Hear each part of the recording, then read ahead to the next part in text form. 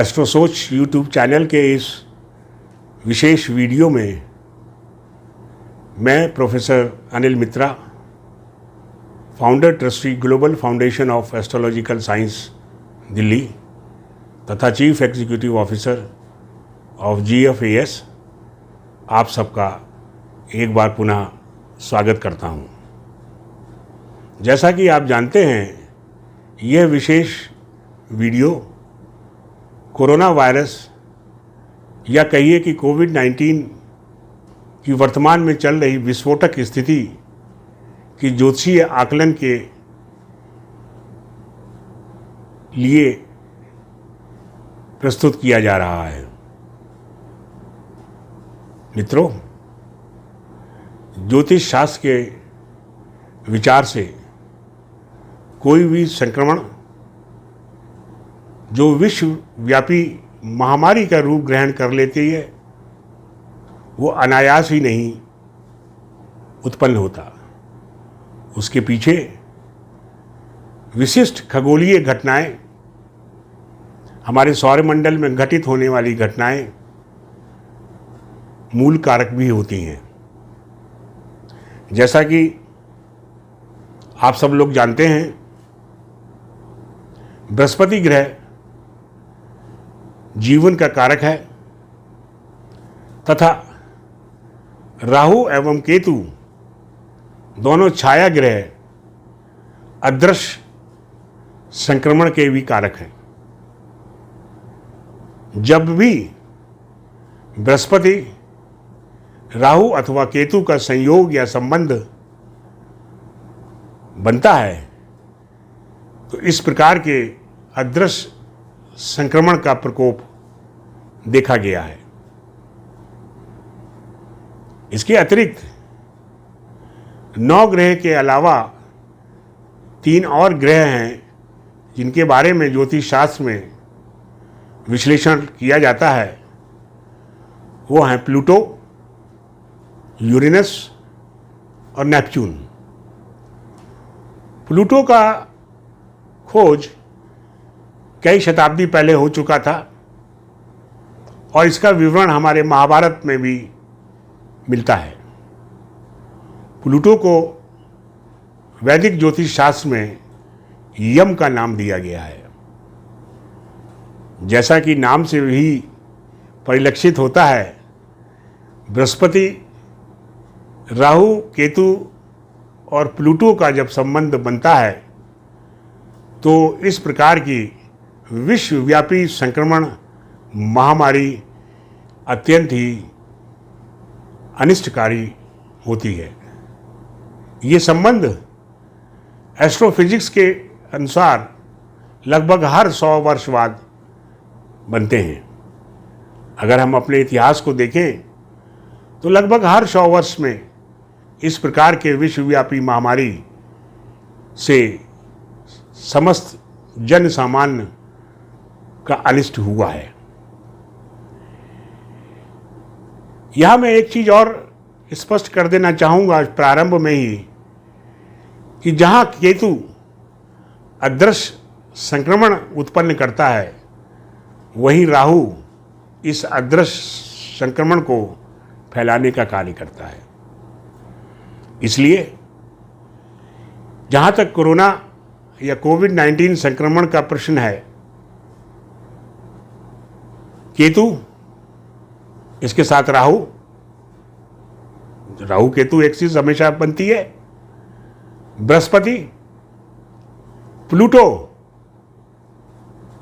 और मकर राशि का विशेष रूप से संबंध रहा है। आपको याद होगा कि वर्ष 2019 में 26 दिसंबर को सूर्य ग्रहण पड़ा था। उस समय 7 ग्रह एक ही राशि में थे। उसके 15 दिन के अंदर ही चंद्र ग्रहण पड़ा तथा 19 जनवरी 2020 को राहु आद्रा नक्षत्र में गोचर करना प्रारंभ किया। ये वो स्थिति थी जब विश्व ने आश्चर्यचकित होते हुए इस विश्वव्यापी संक्रमण से ग्रसित होना चालू किया था। मैं इस वीडियो में कोरोना संक्रमण के इतिहास पे नहीं जाऊंगा। हम सब लोग वर्ष 2020 से इसके भुक्तभोगी हैं और इसके प्रभाव से भली भांति परिचित भी हैं। इस वीडियो में मुख्य रूप से मैं 2021 की वर्तमान स्थिति, या ये कहिए कि वर्तमान विस्फोटक स्थिति के ज्योतिषीय आकलन पर चर्चा करना चाहूँगा। इसके उपरांत हर प्राणी के मन में यह है कि ये स्थिति, ये संक्रमण कब खत्म होगा और इसका प्रभाव कब तक रहेगा। मेडिकल साइंस के अंतर्राष्ट्रीय स्तर के विशेषज्ञों ने तो अभी से तीसरी लहर की फोरकास्ट कर दी है। तो ये तीसरी लहर कब आने की संभावना है, इसका प्रभाव कैसा रहेगा, क्या ये दूसरी लहर से ज़्यादा घातक रहेगी, इस तीसरी लहर में कोरोना संक्रमण का क्या रूप रहेगा, ये बहुत इंपॉर्टेंट है। क्योंकि आप जानते ही हैं, देख भी रहे हैं कि ये संक्रमण विभिन्न रूप धारण करने लगा है।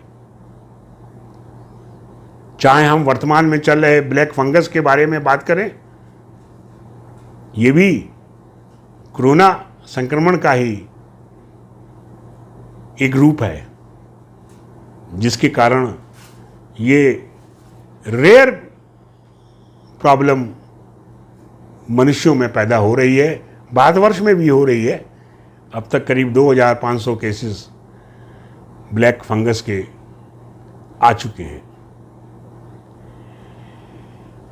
इसके लिए जैसा कि 2021 की अगर बात करें तो 2021 में 16 जनवरी 2021 को भारत सरकार द्वारा कोरोना संक्रमण की वैक्सीनेशन लॉन्च किया था। लेकिन वैक्सीनेशन हुआ भी, फेज वाइज हुआ, प्रारंभ हुआ, लेकिन इसी के साथ ही एक विचित्र खगोलीय घटना 9 से 11 फरवरी 2021 के बीच में घटी, जब 6 ग्रह और प्लूटो फिर एक ही राशि में एकत्र हुए। ये वो समय था मित्रों, जिसको हम आम भाषा में कह सकते हैं कि इन ग्रहों की योजना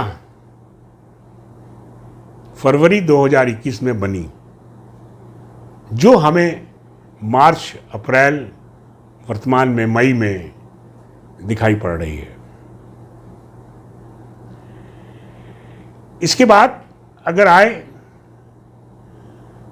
तो जैसा कि मैंने अपने कई वीडियोस में भी ये चर्चा की है कि नव सत्संवर 2078 14 अप्रैल 2021 से प्रारंभ हुआ। वैदिक ज्योतिष शास्त्र में वर्षफल और वर्ष कुंडली पर विशेष ध्यान दिया जाता है और महत्वपूर्ण माना जाता है। मैं इस वीडियो में विशेषकर नव संवत्सर 2078 की कुंडली का विश्लेषण और कोरोना के प्रभाव का आकलन करना चाहूँगा। इसके लिए मैं आपके सामने इस नव विक्रम संवत 2078 की कुंडली को रखना चाहूँगा। इस नव वर्ष की लग्न, इस नव वर्ष का उदय वृषभ लग्न में हुआ था। मैं चाहूँगा कि नववर्ष की कुंडली के ऊपर फोकस किया जाए ताकि इसको मैं विस्तृत रूप से विश्लेषण कर सकूं। अगर आपने अब तक हमारे YouTube चैनल को सब्सक्राइब नहीं किया तो सब्सक्राइब बटन को दबाकर हमें सब्सक्राइब कर ले और साथ में नोटिफिकेशन बेल को दबाना ना भूले ताकि जब भी हम कोई नई वीडियो डालें तो उसकी नोटिफिकेशन आप तक सबसे पहले पहुंच सके। धन्यवाद। मित्रों, ये नव विक्रम संवत 2078 की कुंडली है। इस समय वृषभ लग्न उदित हो रही थी। इस कुंडली को अगर देखा जाए तो लग्नेश शुक्र छठे भाव का स्वामी होकर 12वें भाव में बैठा हुआ है। सब जानते हैं कि छठा भाव रोग भाव कहलाता है। नंबर 2, बृहस्पति की 10वीं दृष्टि इस कुंडली के 6वें भाव पर स्पष्ट रूप से पड़ रही है। नंबर 3, इस कुंडली में इसकी लग्न में राहु और मंगल की युति बन रही है। मंगल ग्रह 7वें भाव का स्वामी भी है और 12वें भाव का भी स्वामी है। इसके अलावा एक और मुख्य घटना आप देखेंगे कि इस कुंडली में भी शनि और प्लूटो, ये प्लूटो है, मकर राशि में इन दोनों ग्रहों की युति बन रही है। तथा क्योंकि प्रतिपदा की कुंडली है, नेचुरली सूर्य और चंद्रमा की युति होगी और इसी समय सूर्य और चंद्रमा की युति के साथ बुध की युति भी बन रही है और वो भी रेवती नक्षत्र में बन रही है और रेवती नक्षत्र का स्वामी बुध स्वयं होते हैं। बुध सूर्य से अस्त भी हैं। बुध ही वो कारक है। इस प्रकार हम देखते हैं कि बृहस्पति जिसकी दृष्टि रोग भाव पे तथा द्वितीय भाव पे, मारक भाव पे, राहु लग्न में, केतु 7वें भाव में, लग्नेश भी 12वें भाव में रोग भाव का स्वामी होकर तथा मंगल लग्न में 7वें भाव का स्वामी होके। एक और विशेष बात है इस कुंडली में, केतु 7वें भाव में बैठे हुए हैं। ये कॉम्बिनेशन, ये खगोलीय कॉम्बिनेशन स्वतः स्पष्ट करते हैं कि इस नववर्ष में बृहस्पति, राहु, केतु, शनि और प्लूटो का आपस में संबंध है। एक बात मैं और बताना चाहूँगा, शनि की तृतीय दृष्टि बुध के ऊपर और सूर्य तथा चंद्रमा के ऊपर भी है, बनी हुई है। और यही वजह थी जो अप्रैल के आखिरी हफ्ते से आगामी 15 दिन तक लगभग भारतवर्ष में कोरोना संक्रमण की अप्रत्याशित, आश्चर्यजनक, अनिष्टकारी, विस्फोटक स्थिति उत्पन्न हुई जिसने पुराने सारे रिकॉर्ड तोड़ दिए। 3 लाख से ज़्यादा तथा कुछ दिनों के लिए तो 4 लाख से ज़्यादा लोग कोरोना संक्रमण से प्रतिदिन ग्रसित होने लगे। संख्या आज के दिन में अगर मुझे सही याद है तो करीब 2,40,000 से ज़्यादा लोग अब तक कोरोना संक्रमण से भारतवर्ष में रोग ग्रसित हो चुके हैं, जबकि ध्यान देने वाली बात यह है कि 2020 और 2021 में अंतर क्या है। 2021 के प्रारंभ से ही, जैसे मैंने बताया, 16 जनवरी 2021 से वैक्सीनेशन प्रारंभ हो गया था। वैक्सीनेशन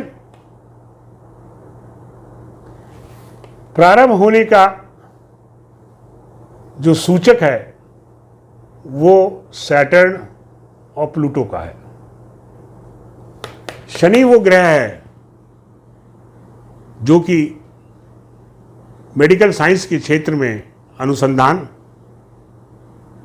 और तीव्र गति से अनुसंधान, क्योंकि ये मकर राशि में है, अपनी राशि में है, हुआ। इसके अलावा एक और चीज ध्यान देने योग्य है कि जब बृहस्पति मकर राशि में था, अपनी नीच की राशि में था, मार्च 2021 के आसपास, 6 अप्रैल से पहले, उस समय संक्रमण थोड़ा थोड़ा बढ़ना चालू हुआ था।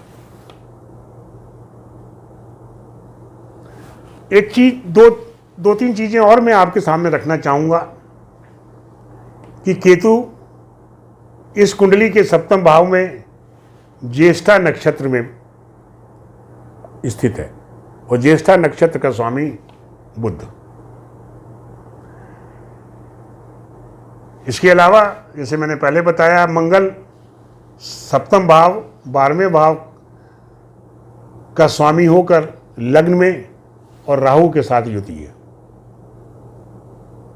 ये विशिष्ट खगोलीय घटना मेरे हिसाब से कोरोना संक्रमण की विस्फोटक स्थिति का मुख्य कारण रही है। आगे आने वाले समय में अगर बात की जाए तो 2 और घटनाएं निकट भविष्य में ही होने वाली हैं। चंद्र ग्रहण 26 मई 2021 को।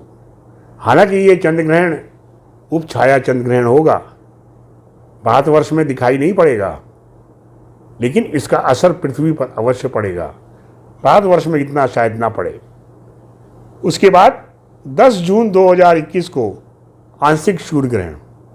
ये चंद्र ग्रहण और सूर्य ग्रहण फिर 15 दिन के अंतराल में पड़ रहे हैं, जैसा कि 2019 में हुआ था। मुझे ऐसा लगता है इस सब के विश्लेषण के बाद कि 15 जून 2021 तक स्थिति में कोई संक्रमण महामारी की प्रभाव की स्थिति में कोई आमूल चूल परिवर्तन नहीं होगा। अब सवाल ये उठता है, ये परिवर्तन कब प्रारंभ होगा, कब इससे रिलीफ मिलनी चालू होगी। तो अगर हम कुंडली में विंशोत्तरी दशा देखें तो बुध की महादशा में, शनि की अंतरदशा में, बुध की प्रत्यंतर दशा 1 जुलाई 2021 तक है। तो मुझे ऐसा लगता है कि जून के अंतिम सप्ताह तक ही कोरोना संक्रमण से मुख्य रूप से कमी आने की संभावना है। अब प्रश्न उठता है कि आगे क्या होगा। इसके बारे में भी हम आपसे संक्षेप में चर्चा करेंगे।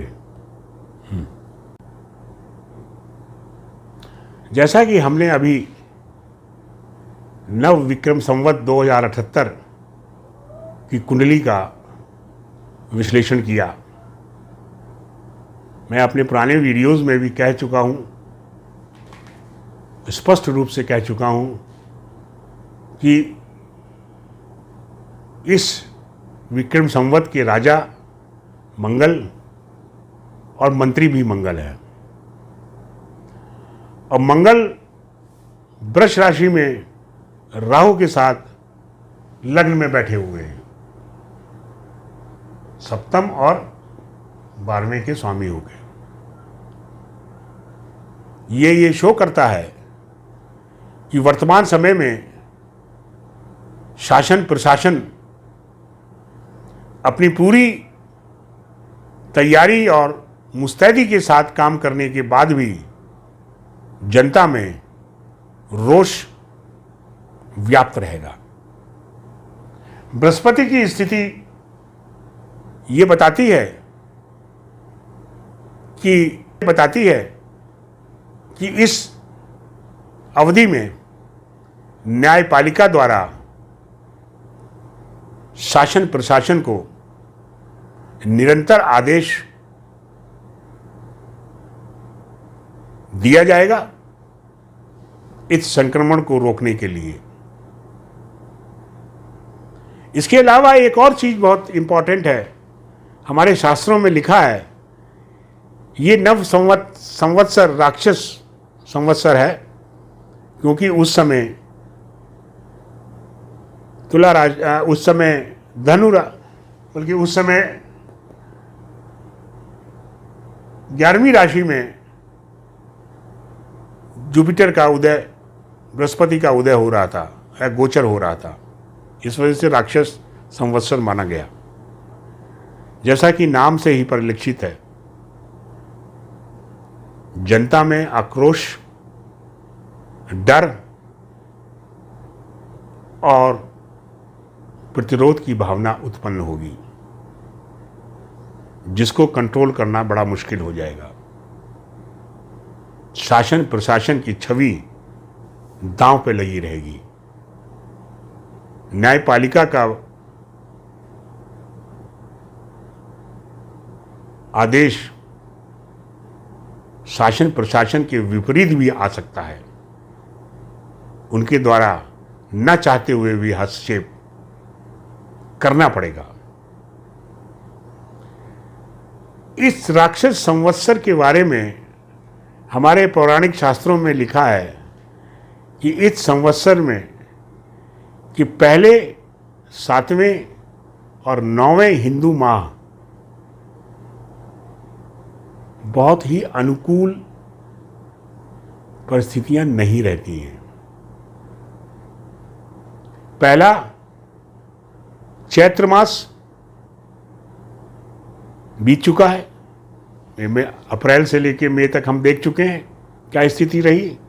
7वां अश्विनी मास 21 सितंबर से 20 अक्टूबर तक और 9वां मार्गशीर्ष माह 21 नवंबर से 19 दिसंबर तक रहेगा। इसलिए मुझे ऐसा लगता है कि इसी बीच, क्योंकि बृहस्पति ग्रह भी वक्री होकर पुनः मकर राशि में प्रवेश करेंगे और गोचर करेंगे, इसलिए जहां हमारे मेडिकल साइंस के विशेषज्ञ तीसरी लहर की बात करते हैं, ज्योतिषी आकलन के हिसाब से ये तीसरी लहर 14 सितंबर से और 20 अक्टूबर के बीच में आने की संभावना है। मेरे हिसाब से ये लहर दूसरी लहर से घातक होगी। संक्रमण का एक नया रूप देखने को मिलेगा और इसके बावजूद भी मैं परमपिता परमेश्वर से प्रार्थना करता हूं कि जन सामान्य को राहत प्रदान करे। आखिरी सवाल उत्पन्न होता है कि भाई ये कोरोना संक्रमण कब खत्म होगा, कब तक इससे ग्रसित होते रहेंगे। यहां मैं दो बातें कहना चाहता हूं। जहां तक किसी बीमारी के समाप्त होने की चर्चा होती है तो वो दो एंगल से की जा सकती है, एक मेडिकल साइंस के एंगल से और एक सामाजिक एंगल से। अगर मेडिकल साइंस के विशेषज्ञों की माने तो पृथ्वी पर कोई भी वायरस अगर उत्पन्न होता है और इतनी बड़ी महामारी फैलाता है तो वो वायरस कभी खत्म नहीं हो सकता। उस वायरस का प्रभाव कम, प्रभावहीन, थोड़े थोड़े समय के लिए प्रभाव दिखाई पड़ सकता है, जैसे कि हम लोग पिछले 200-300 वर्ष में, चाहे वो डेंगू हो, चाहे वो स्वाइन फ्लू हो, चाहे वो H1N1 हो, इस प्रकार के संक्रमण का देख रहे हैं। तो मेडिकली कोरोना वायरस या संक्रमण या ये वायरस खत्म होने वाला नहीं है, कमज़ोर हो सकता है। सामाजिक तौर से इसका प्रभाव बहुत कम हो जाएगा। मैं समझता हूँ 2022 अप्रैल के बाद से कम होने लगेगा। तब तक मैं समझता हूँ कि 2021 के अंत तक भारतवर्ष में भी वैक्सीनेशन का कार्यक्रम अपने पुरजोर तरीके से चालू हो चुका होगा और मेडिकल साइंस के विशेषज्ञों ने और उनके मॉडल के द्वारा ये पहले ही बताया जा चुका है कि अगर किसी देश की जनता 50% से ज़्यादा जनता या तो वैक्सीनेशन ले चुकी है अथवा उन्हें कोरोना से वो ठीक हो चुके हैं, मतलब जिनमें एंटीबॉडीज़ डेवलप हो चुकी हैं, इम्यूनिटी डेवलप हो चुकी है, वहाँ पे हर्ड कम्युनिटी उत्पन्न होती है तथा उसका प्रभाव धीमे धीमे कम हो जाता है। तो अंत में मैं यही कहूँगा कि 2022 अप्रैल से इसका प्रभाव कम होना चालू होगा। 22 में भी रहेगा, 23 में भी रहेगा। अगर अतिशयोक्ति नहीं है तो मैंने शुरू में ही कहा था कि इस विश्वव्यापी महामारी, संक्रमण महामारी का एक कारक प्लूटो ग्रह भी है। प्लूटो ग्रह 248 वर्ष में सूर्यमंडल का एक चक्कर लगाता है और एक राशि में लगभग 19 से 20 वर्ष तक रहता है। 2020 में प्लूटो के कारण प्रारंभ ये कोरोना संक्रमण की महामारी, विश्वव्यापी महामारी 2020 में प्रारंभ हुई, तो अतिशयोक्ति नहीं होगी अगर मैं ये कहूँ कि ये अगले 19 साल 20 साल तक अवश्य रहेगी इस पृथ्वी के ऊपर।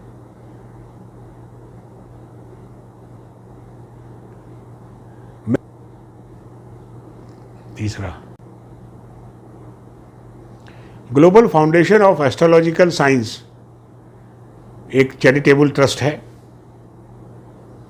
जो ज्योतिष शास्त्र में शोध अध्ययन को प्रमोट करती है। अपने ट्रस्ट की तरफ से और अपने ट्रस्ट के समस्त ट्रस्टीज और विद्वानों की तरफ से, जन सामान से और अपने व्यूअर से मैं निवेदन करना चाहूँगा कि वो स्वस्थ रहें और सेफ रहें तथा सरकारी गाइडलाइंस का अपने स्वयं के हित में अवश्य अनुपालन करें। मेरे अगले वीडियो में जो जल्द ही आएगा, मैं इस कोरोना काल के अंतर्गत विशेष रूप से ऑक्सीजन की कमी, ब्लैक फंगस जैसे घातक बीमारी का उत्पन्न होना, इसके बारे में भी ज्योतिषीय आकलन करूंगा तथा वो क्या प्राकृतिक उपाय हो सकते हैं जिनको हमें अब अपनाना ही पड़ेगा। इन छोटे छोटे उपायों के बारे में भी आपसे चर्चा करूंगा, क्योंकि अंत में मैं यही कहना चाहूँगा कि अब विश्व में और हमारे देश में भी जन सामान्य को कोरोना वायरस के साथ रहने की आदत डालनी पड़ेगी, सावधानी बरतने की आदत डालनी पड़ेगी। आप सबको ग्लोबल फाउंडेशन की तरफ से हार्दिक शुभकामनाएं। स्वस्थ रहें, सुरक्षित रहें। धन्यवाद। अगर आपने अब तक हमारे YouTube चैनल को सब्सक्राइब नहीं किया तो सब्सक्राइब बटन को दबाकर हमें सब्सक्राइब कर ले और साथ में नोटिफिकेशन बेल को दबाना ना भूले, ताकि जब भी हम कोई नई वीडियो डालें तो उसकी नोटिफिकेशन आप तक सबसे पहले पहुंच सके। धन्यवाद।